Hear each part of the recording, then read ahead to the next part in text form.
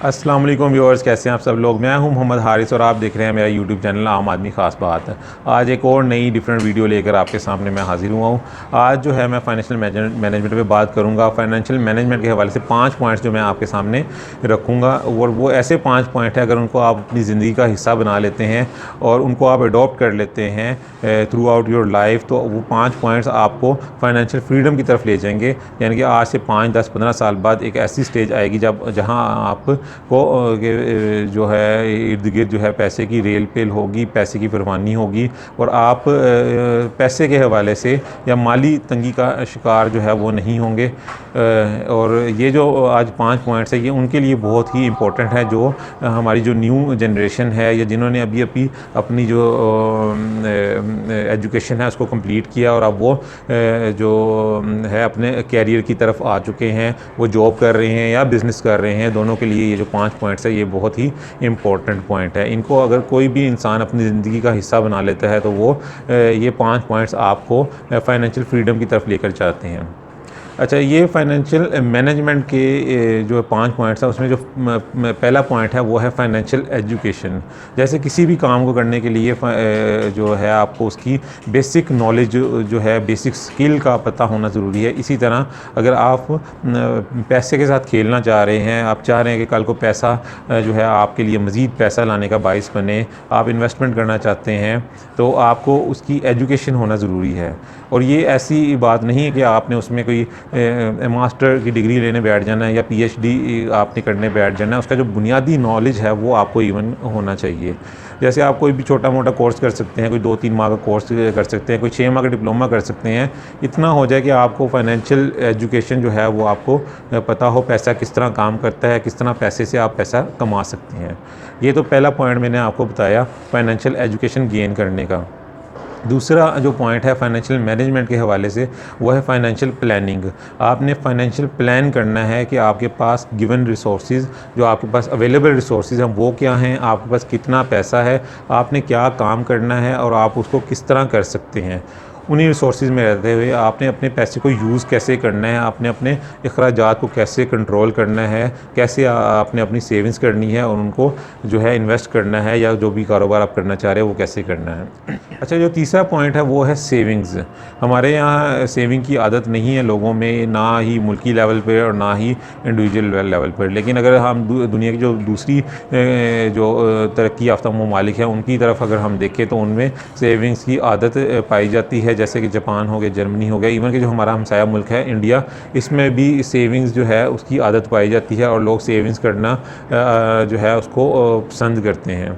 लेकिन हमारे जो है मुल्क पाकिस्तान में यहाँ पर जो है अखराजात जो है इतने ज़्यादा लोगों ने बढ़ाए हुए हैं कि वो सेविंग्स करने की नौबत ही नहीं आती। 100 रुपया तो उन्होंने 100 का 100 ही खर्च लेना है, सेविंग्स की नौबत नहीं आती। तो ये हमारी ये कौमी सतह पर भी है और इंडिविजुअल लेवल पर भी है कि हम अपनी याशियों की तरफ ज़्यादा तवज्जो देते हैं और सेविंग्स की तरफ कम तवज्जो देते हैं।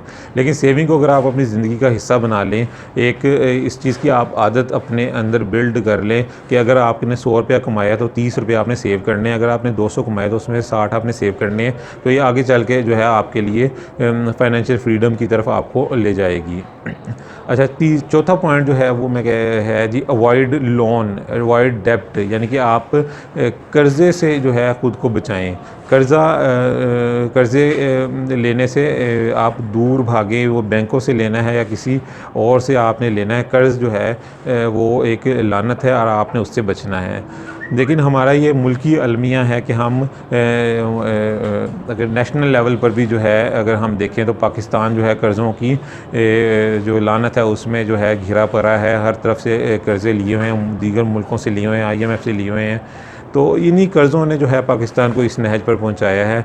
ये कर्ज़ों सूद पर सूद जो है वो चढ़ता जा रहा है और उसको पे करने के चक्कर में जो है वो अपनी जो मुल्क की डेवलपमेंट है, जो आवाम पे जो पैसा खर्च होना है वो कम से कम किया जाता है। और जो कर्ज़े ले चुके हैं पाकिस्तान, जो कर्ज़े ले चुका है उनको अदा करने की तरफ जो है वो ज़्यादा तवज्जो दी जा रही है और मज़ीद जो है कर्ज़े जो है वो लेते ही जा रहे हैं, बजाय इसके कि उनको ख़त्म करके सेविंग्स करें और उनको ख़त्म करने के बजाय अपनी याशियों पर ज़्यादा तवज्जो देते हैं और जो कर्ज़े हैं उनको अदा करने की तरफ कम तवज्जो दी जा रही है। यही चीज़ अगर इंडिविजुअल लेवल पर आ जाए तो लोग ऐसे लोग हैं जो कर्ज़ जो है लेते हैं, और कर्ज़ किस मकसद के लिए लेते हैं? जी मेरी बेटे की शादी है, कर्ज़ ले लिया, मैंने नई गाड़ी लेनी है, इसके लिए कर्ज़ ले लिया। कर्ज़ भी किसी काम के लिए लें, किसी ऐसे काम के लिए जिससे आप अपना कर्ज़ वापस कर सकें, तो भी समझ आती है। लेकिन यहाँ पर अपनी याशियों के लिए कर्ज़े लिए जाते हैं। तो इस तरह के कर्ज़े जो हैं इनसे आपने अवॉइड करना है। बेशक बैंक से लें, अगर आप अपने किसी बहन भाई से लेते हैं तो फिर वो भी समझ आता है कि आपने जितना लिया उतना ही आपने जो है वो वापस रिटर्न करना है।